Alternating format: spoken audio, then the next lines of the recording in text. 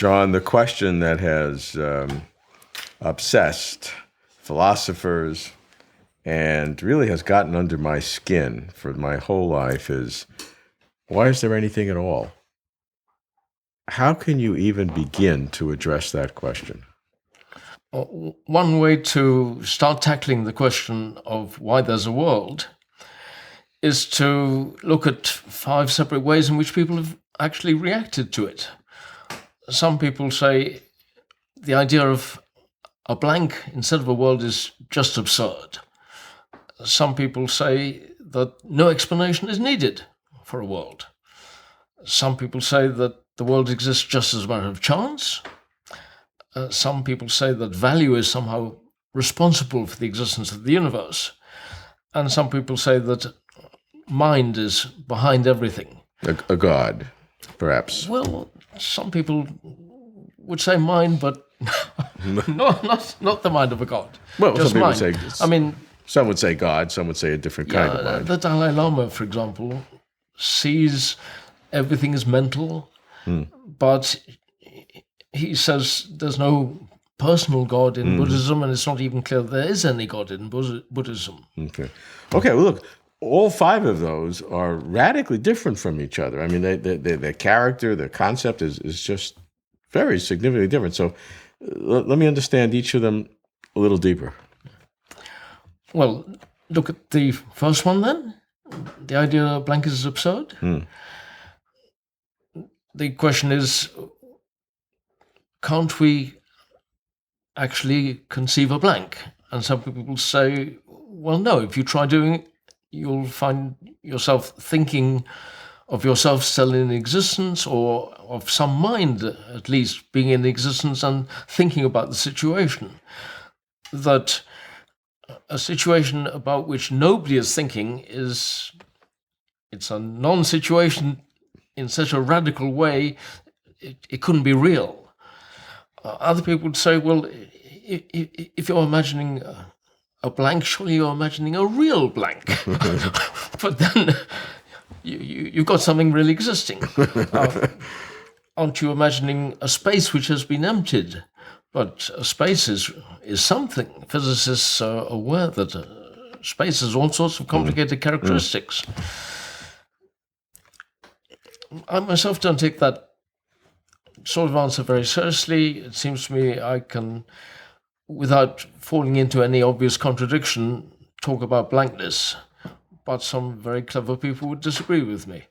Okay, number 2, that you don't even need an explanation. This is the question itself is meaningless. Well, some people say the question is meaningless because if you were to explain the world, you would have to explain it in terms of something, and that thing would be a thing.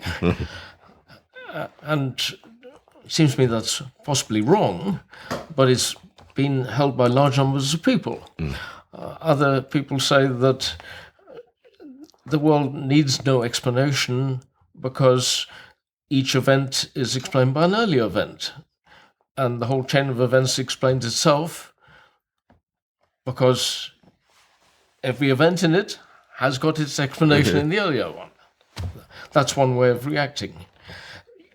You must have come across people who've reacted in... Absolutely.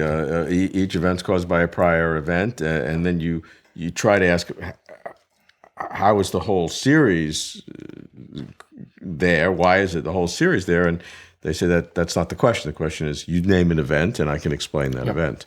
And it just goes back, and you can't eliminate everything.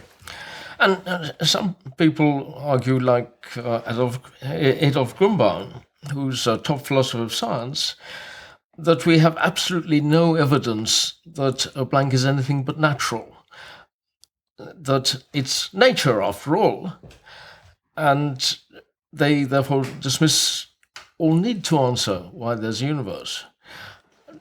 They say, even if it were possible in logic for there to be no universe, so what? Even if it were simpler for there to be no universe, so what? The universe is a complicated place. And it's here. We know it. And it's here. So there's no need to answer this particular question. Okay, that is immensely unsatisfying, but that doesn't matter. Well, they are very satisfied with it. Yeah, I'm not satisfied with it. Grunbaum is very dissatisfied with you. Okay, all right. So number three, chance, and a lot of maybe quantum physics is sort of chance. Things just bubble into existence. Well, that is getting very interesting. And one of the main things these days, which is pushing interest in why the world exists, is that we have these quantum physicists coming along and saying, we have an answer. One way in which they argue is that a blank is unstable, rather as empty space is unstable. In empty space, what we think of as empty space, particles are popping into existence all the time. They can do this because there's no cost in energy. And the uncertainty principle of quantum physics. The uncertainty principle says that as long as a pair of particles vanishes quickly enough, there's no difficulty with the energy accounts. Now, some people have argued that the entire universe has got zero total energy. And this is because, for very complicated reasons, all the energy which we think of as energy is counteracted by negative energy, which is provided by gravitation. And so the whole universe costs nothing in energy.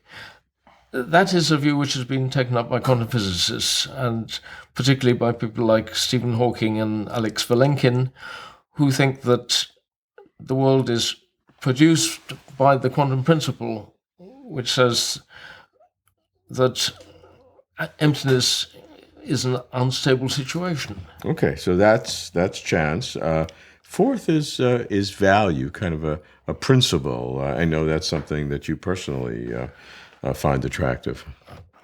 I have, for very many years now, been working on the idea that value could be behind the universe, because the idea of value is the idea of something being required.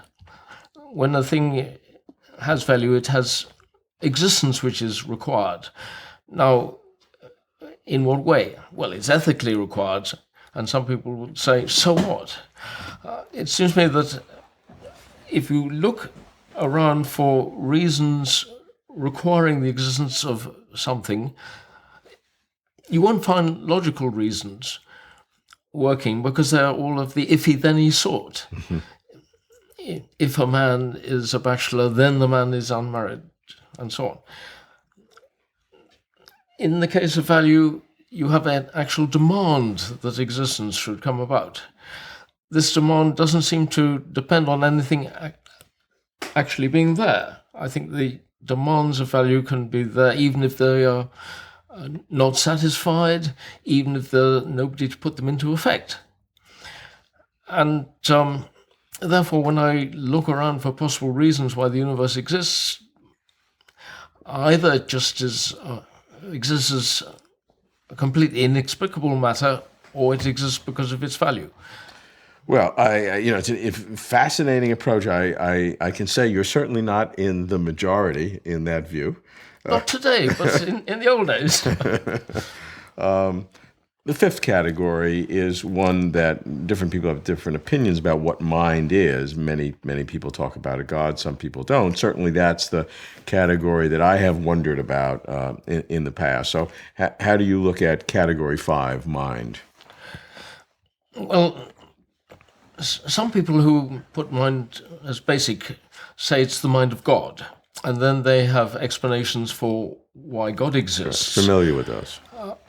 Other people say that God has no explanation, but God is particularly simple and therefore particularly easy to believe in. Mm.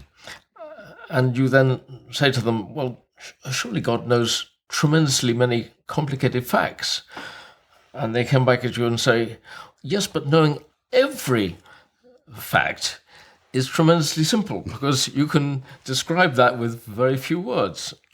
The words knowing every fact, you see. And that would be one way of making mind basic to reality. Other people who see mind as basic to reality don't really have an explanation of existence. They are just saying reality is basically mental. Yeah, there are actually some physicists who are certainly not theists in any way, who at the end of the day say that behind the physics of multiple universe or whatever is some sort of consciousness. Well, they would be going beyond what physics itself Oh, can. sure. But a lot of modern cosmology, talking about the origin of the universe, multiple universes, and so on, that goes beyond standard physics. It goes beyond what is easily verified. John, so when you look at these 5 categories, are they truly exhaustive of all the possibilities to answer the question, why anything at all? No, by no means. My favorite answer to, not that I myself accept this answer, my favorite answer to why there's a universe was suggested by Robert Nozick. And he said that you start off with a very powerful force towards nothingness, and nothing's itself producing existence. And he has the image taken from the Yellow Submarine film of the Beatles, where a vacuum cleaner goes around sucking up everything, then it sucks up itself, and you get a variegated, multicolored scene coming out. Now, that's another answer.